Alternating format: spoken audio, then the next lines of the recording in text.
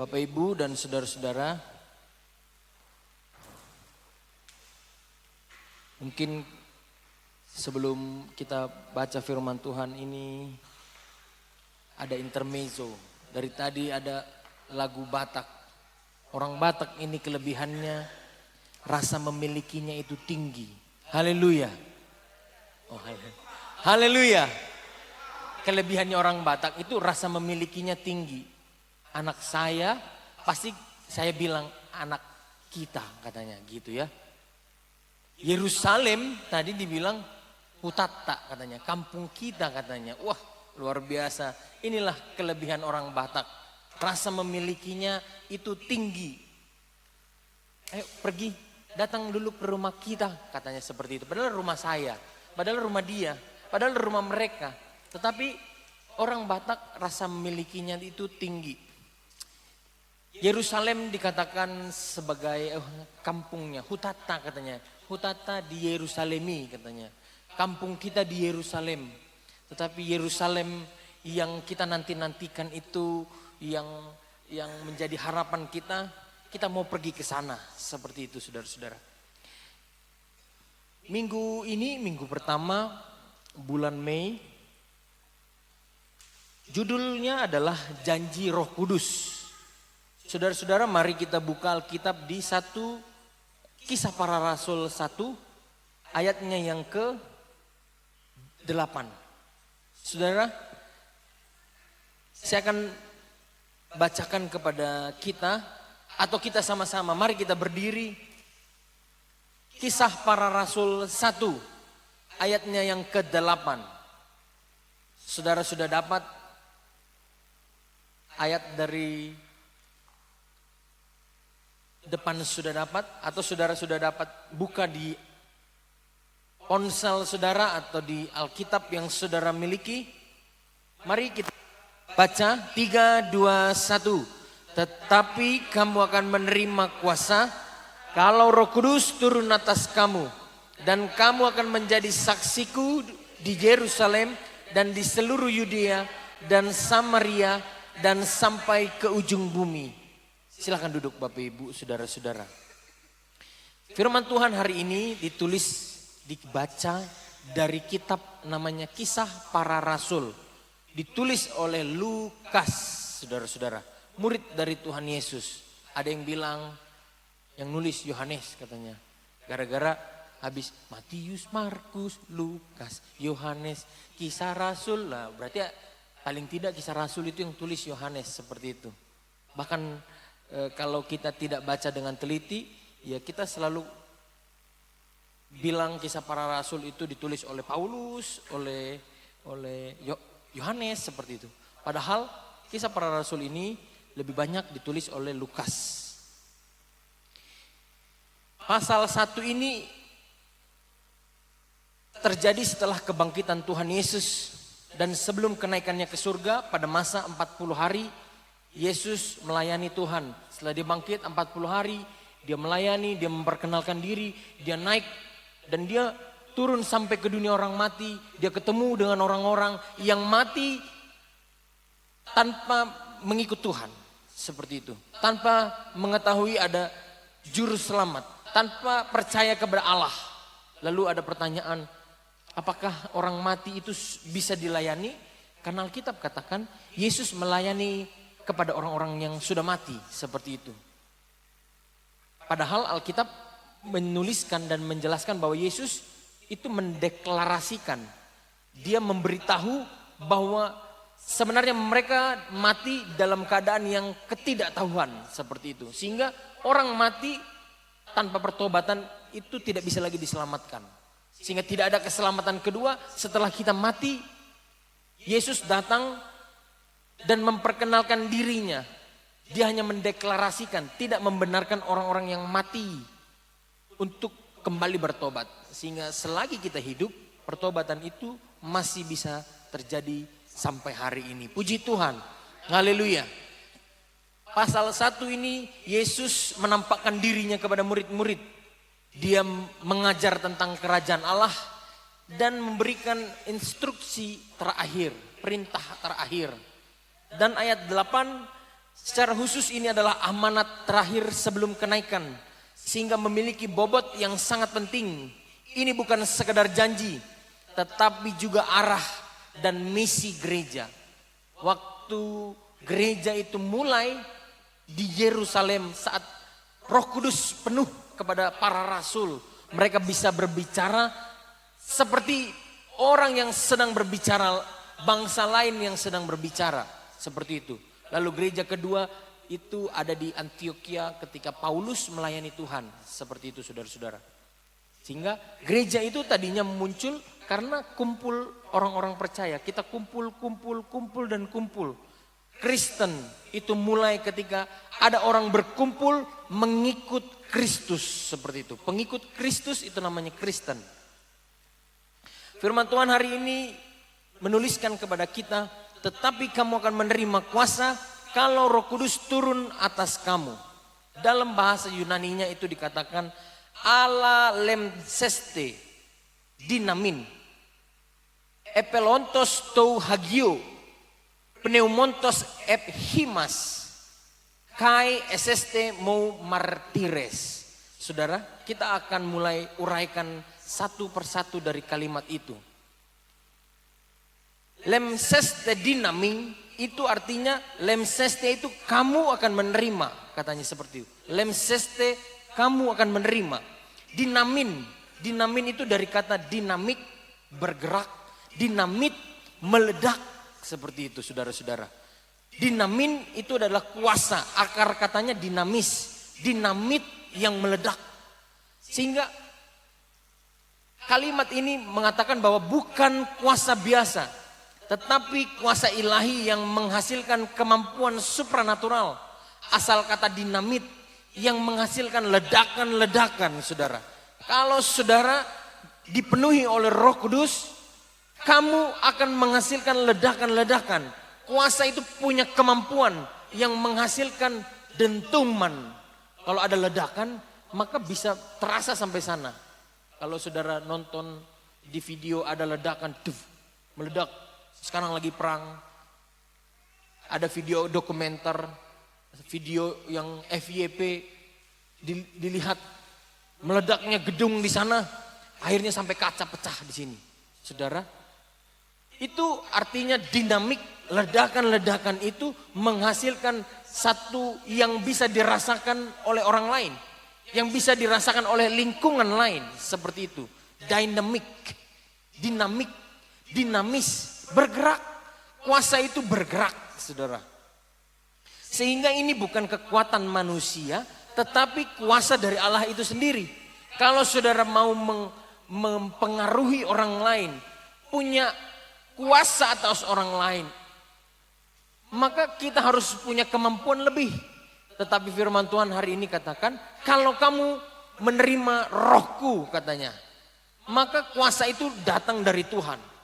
Bukan untuk melemahkan orang lain, tetapi untuk menunjukkan bahwa kemuliaan Allah. Lalu yang kedua, epelontos tou hagio pneumatos, katanya seperti itu. Epelontos ini adalah datang dari atas. Hagios pneumona, hagios pneumon. Ini adalah Roh Kudus. Sehingga Roh Kudus hadir itu dari atas, saudara. Sehingga bukan perasaan-perasaan. Roh Kudus yang menggerakkan aku. Tapi sebenarnya itu keinginan kita. Roh Kudus yang membuat aku berbicara. Tetapi karena intelektual kita yang berbicara seperti itu. Roh Kudus yang membuat saya melakukan seperti ini. Bukan karena kemampuan kita. Firman Tuhan katakan Roh Kudus itu turun dari atas. Roh Kudus bukan hanya sekedar hadir, tetapi menguasai dan memenuhi. Lalu yang ketiga, saudara-saudara, martires. Martires ini dari kata martir. Martir ini artinya saksi. Sama-sama katakan saksi. Saksi. Artinya saksi. Akar katanya martir. Kalau orang hidup, orang Kristen hidup martir, maka hidupnya harus menjadi saksi. Puji Tuhan. Haleluya. Orang Kristen mati martir, maka matinya itu menjadi saksi. Puji Tuhan. Jadi bukan martir yang dikatakan Kita melukai orang, tetapi kita dilukai orang karena kita menjadi saksi kebenaran firman. Standar hidup orang Kristen tidak menyalahkan orang lain, tetapi kita disalahkan orang lain. Menjadi saksi, martir. Kita dilukai orang lain. Bahkan Alkitab katakan kita dibunuh karena kita menjadi saksi. Maka kita mati martir, mati dalam keadaan bersaksi. Mempertahankan iman, bukan membunuh orang lain demi iman, saudara-saudara. Sehingga belakangan ini ada yang lagi viral berdebat mengatakan bahwa orang Kristen itu bisa membunuh, melakukan aniaya kepada orang lain hanya demi nama Tuhan. Tidak ada yang seperti itu. Justru orang yang percaya itu disakiti untuk mempertahankan imannya. Justru orang percaya itu dilukai, bahkan dihianati, bahkan sampai nyawanya hilang demi mempertahankan imannya. Sehingga kata martir itu adalah menjadi saksi. Bukan hanya bicara tetapi hidup bahkan mati demi kebenaran Kristus. Maka ada struktur dalam firman Tuhan hari ini. Yang pertama ada kuasa. Firman Tuhan katakan kamu akan menerima kuasa. Kamu akan. Artinya ada sebab dan akibat. Kamu akan menerima kuasa. Jadi kuasa itu ada karena sebab roh itu turun kepada kita. Sehingga tanpa Roh Kudus pelayanan hanya usaha manusia. Injil hanya sebuah teori-teori yang menyenangkan pikiran, telinga dan menyenangkan hati saja. Tetapi tidak menyenangkan Tuhan, saudara-saudara. Tetapi karena ada Roh Kudus ada keberanian. Ada mujizat. Ada perubahan hidup. Puji Tuhan. Haleluya. Saudara-saudara kita bisa berani karena nekat. Kita bisa berani karena kita terhimpit utang. Berani kita. Kita bisa berani karena gak ada lagi jalan pilihan. Tetapi tidak ada orang yang bisa berani mempertahankan sebuah keyakinannya. Kalau itu tanpa Roh Kudus. Tidak ada mungkin ada orang bisa mempertahankan sebuah keyakinannya. Kepercayaannya kepada Kristus tanpa Roh Kudus yang ada di dalam hidupnya. Saya bisa berani karena banyak tanggunganku. Saya bisa berani karena saya terhimpit. Tidak ada lagi saya bergerak. Mungkin saya orangnya malu-malu. Tapi ketika ada orang mau menusuk saya. Ada orang jahat. Tiba-tiba darah itu akan mengalir sampai ke kepala. Entah apapun itu, batu, kayu. Semua lemari, meja bisa terantuk. Kenapa? Kita terhimpit, saudara. Tetapi kuasanya bukan bicara seperti itu. Kuasa untuk mempertahankan sebuah iman. Kuasa untuk mempertahankan sebuah keyakinan. Dan yang menjadi pedoman hidupnya. Itu sampai akhir hidup. Itu hanya dilakukan oleh Roh Kudus. Dan ada mujizat. Dan ada perubahan hidup. Saudara, yang kedua. Struktur yang kedua adalah kehadiran Roh Kudus. Roh Kudus itu akan turun ke atas kamu. Ini digenapi dalam Kisah Para Rasul 2. Ketika Roh Kudus itu dipenuhi, api lidah-lidah itu datang kepada saudara dan pada para rasul. Sehingga ketika kejadian itu datang kepada para rasul, aku mau merasakan seperti yang dirasakan oleh para rasul saat itu. Saya bisa berbicara. Tadinya saya tidak tahu mengungkapkan isi hatiku. Lalu Roh Kudus itu turun, saya bisa mengungkapkan isi hatiku. Saya tidak bisa melayani orang lain, saya gagap, saya tidak mampu mengajak orang lain. Tapi Roh Kudus itu turun kepada kamu, maka kamu bisa bersaksi atas kebaikan yang selama ini kita terima. Ini digenapi dalam Kisah Para Rasul 2. Ayat pendukungnya adalah Yohanes 14. Yohanes 14 ayat 16 sampai 17. Mengatakan, aku akan minta kepada Bapa dan ia akan memberikan kepadamu seorang penolong yang lain supaya ia menyertai kamu selama-lamanya, yaitu Roh kebenaran, Roh huruf besar. Dunia tidak dapat menerima dia sebab dunia tidak melihat dia dan tidak mengenal dia, tetapi kamu mengenal dia sebab ia menyertai kamu dan akan diam di dalam kamu. Siapakah yang akan menyertai kita? Saya bisa memimpin rumah tangga, saya bisa jualan, saya bisa mengasihi anak-anak, saya bisa menjadi ibu rumah tangga yang baik, saya bisa bekerja, menafkahi, membantu pasangan saya, membantu suami untuk mencari nafkah. Itu karena Roh Kudus yang memberi kuasa kepada saudara untuk bersaksi. Sehingga firman Tuhan katakan kehadiran Roh Kudus ini adalah roh penolong yang dijanjikan. Roh penolong yang lain. Supaya kamu, saudara dan saya itu disertai Tuhan. Sebab dunia ini tidak menerima dia. Sebab dunia ini tidak melihat dia dan tidak mengenal dia. Sebab ia menyertai kamu dan akan diam di dalam kamu. Sebuah pertanyaan, kalau Roh Kudus itu turun kepada saudara, apakah roh itu bisa keluar? Jadi Roh Kudus itu keluar masuk gitu ya. Seperti kita yang hari Minggu datang ke gereja. Kalau selesai kebaktian kita keluar dari gereja ini. Hari Kamis kita datang kebaktian. Kita datang masuk ke gereja ini lalu kita keluar. Roh Kudus itu seperti itu. Waktu kita beribadah kayaknya Roh Kudus. Haleluya dahsyat. Seperti itu ya. Lalu keluar dari gereja ini Roh Kudus itu kayaknya seperti tidak ada.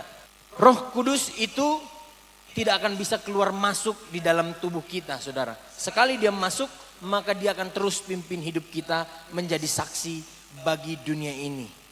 Tujuan menjadi saksi adalah kamu akan menjadi saksiku. Roh Kudus bukan hanya pengalaman rohani tetapi misi. Artinya misinya Tuhan itu supaya dari Yerusalem, Samaria, Yudea sampai ke ujung bumi tahu bahwa dalam keadaanku yang seperti ini aku tetap setia kepada Tuhan. Seperti itu. Bukan hanya kita menyaksikan pengalaman rohani kita. Aku hidup begini tetapi aku setia kepada Tuhan. Bukan hanya menyaksikan penderitaan kita kepada orang. Tetapi ini adalah misi dari Yesus supaya mulai dari Yerusalem, Samaria, Yudea sampai ke ujung bumi. Artinya dari kampung halaman kita dulu, dari orang yang terdekat dulu, kita bisa melayani Tuhan. Kita bisa melayani anak-anak kita bisa melayani orang tua kita bisa melayani pasangan kita. Seperti itu. Sehingga menjadi saksi itu adalah misi. Misi itu harus diselesaikan. Kalau misi diselesaikan, mission complete katanya seperti itu. Lalu dari pola-pola lokal ke global. Yesus memberikan urutan geografis. Mulai dari Yerusalem, tempat terdekat, keluarga, lingkungan, tetangga, dan sebagainya. Yudea itu adalah wilayah yang lebih luas daripada Yerusalem. Sehingga ada komunitas kita kumpul di kantor, kita kumpul di warung. Perkumpulan warung sekota Bogor, perkumpulan tukang tahu sekota Bogor. Mungkin ada perkumpulan tukang ayam sekota Bogor, komunitas. Lalu kita pindah lagi ke wilayah yang lebih luas lagi, Samaria, yang tidak mengenal Kristus. Orang yang berbeda bahkan musuh secara budaya. Kalau kita orang Batak mungkin tidak bisa memahami budaya Jawa, kita tidak bisa memahami budaya Nia, tidak bisa memahami budaya Sunda, tidak bisa memahami budaya-budaya lain. Sehingga kata Samaria adalah orang yang berbeda budayanya. Lalu ujung bumi, semua orang yang kita mungkin tidak kenal. Sehingga makna ini bersifat universal, tanpa batas budaya. Untuk semua orang. Janji Roh Kudus Yohanes 16 ayat 7 katakan tadi. Jikalau kamu tinggal di dalam aku dan firmanku tinggal di dalam kamu, minta sajalah apa yang kamu kehendaki. Yohanes 16 ayat 7.